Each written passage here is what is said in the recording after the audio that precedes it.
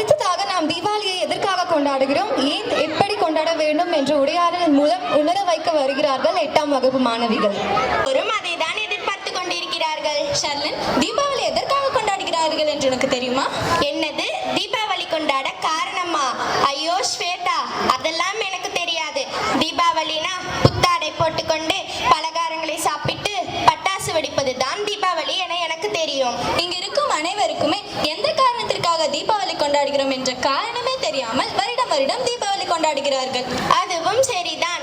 ஏன், எதற்காக கொண்டாடப்படுகிறது என உனக்கு தெரிந்தால் நீ சொல்லு, நானும் இங்கிருக்கும் அனைவரும் தெரிந்து கொள்கிறோம். தீபாவளி கொண்டாட முக்கிய காரணம் தீமை மீது நன்மையை வென்றதற்காக கொண்டாடப்படுகிறது.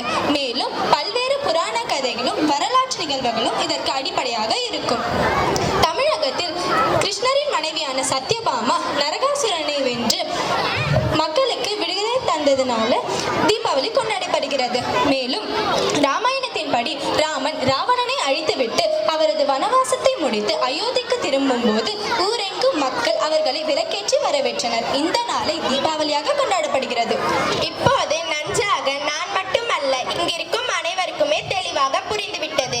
தீபாவளியை நாம் எப்படி கொண்டாட வேண்டும்? தீபாவளி ஒளி, மகிழ்ச்சி மற்றும் நல்ல பழக்கங்களை ஊக்குவிக்கும் பண்டிகையாகும். இதில் நமது உறவினர்கள் இனிப்புகளை பகிர்ந்து கொண்டு மற்றும் ஆதரவற்ற குழந்தைகளுக்கு இனிப்பு, பட்டாசு, உடை போன்றவற்றை உதவுவதே தீபாவளியை கொண்டாடுவதாகும். ஒளியின் திருநாளான தீபாவளி உங்கள் இல்லத்திற்கும் மனதிற்கும் மகிழ்ச்சி தரும் நாளாக அமையட்டும். தீபாவளி தீபங்கள் போல உங்கள் வாழ்க்கை என்றும் பிரகாசிக்கட்டும். அனைவருக்கும் தீபாவளி நல்வாழ்த்துக்கள். நன்றி. தெளிவாக விளக்கி கூறிய மாணவர்களுக்கு நன்றி.